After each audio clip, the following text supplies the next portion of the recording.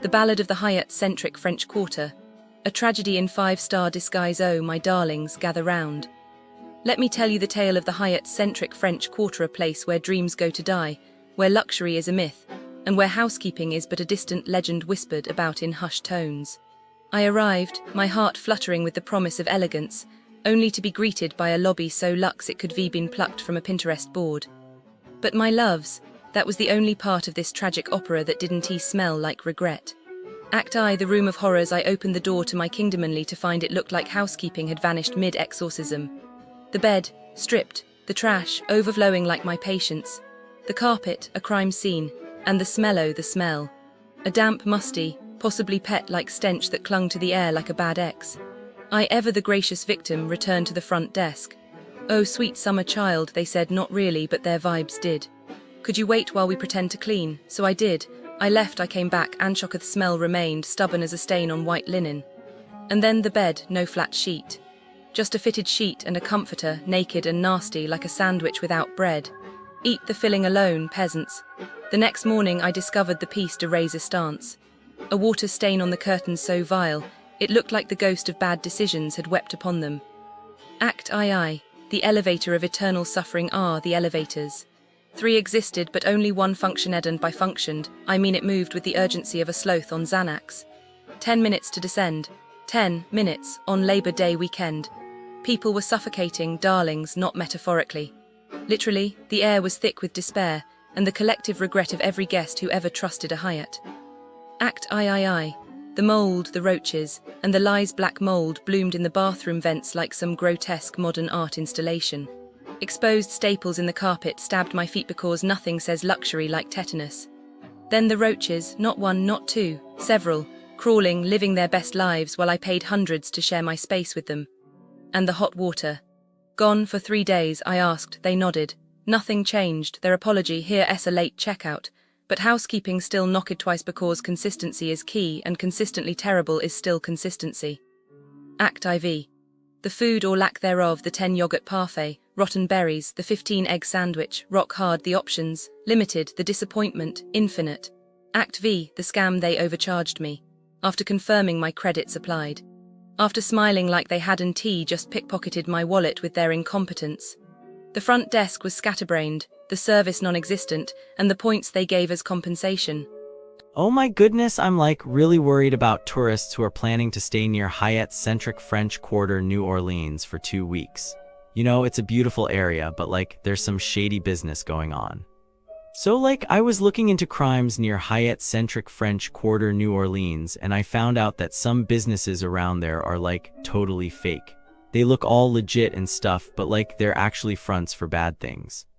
You know, like drug deals and stuff. Like there was this one store, Culture Fashion, on Bourbon Street. It looked like a normal fashion store, but like it was actually a cover for a big drug operation.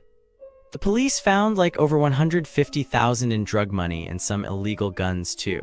Can you believe it? I mean, who would have thought, right? I'm like predicting that the people who went there probably thought it was a normal store, and they might have even bought some clothes or something. But like little did they know they were supporting some bad people, and oh my goodness, I can imagine how they must have felt when they found out the truth, like so embarrassed and angry, you know.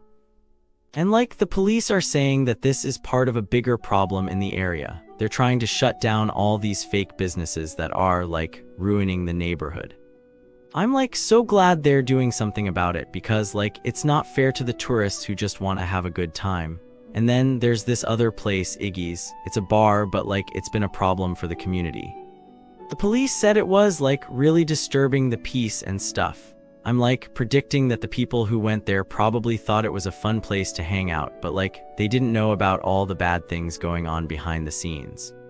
Anyway, like I just want to warn all the tourists out there to be careful when they're near Hyatt Centric French Quarter New Orleans.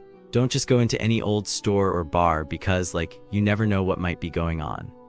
Stay safe, you guys. The businesses surrounding the Hyatt Centric French Quarter New Orleans, they're a complicated story. A story woven with threads of faded grandeur and, frankly, a concerning amount of disappointment. It's a landscape where potential promises often crumble into frustrating realities, and where the charm of New Orleans seems strained. I've spent considerable time sifting through experiences shared by travelers, and the overall impression is a heavy one.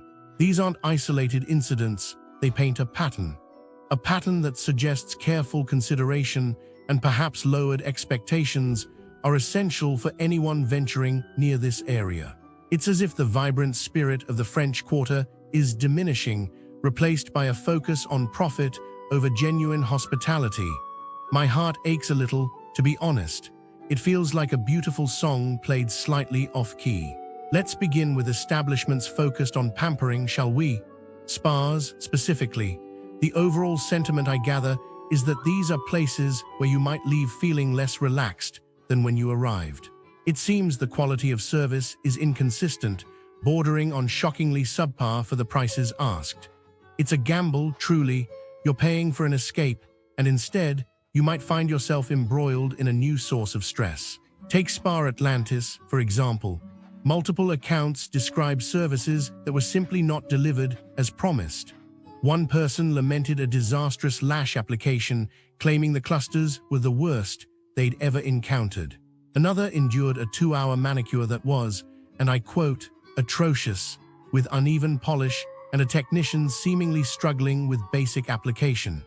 It's a recurring theme, a sense of being overcharged for an experience that falls far short of expectations.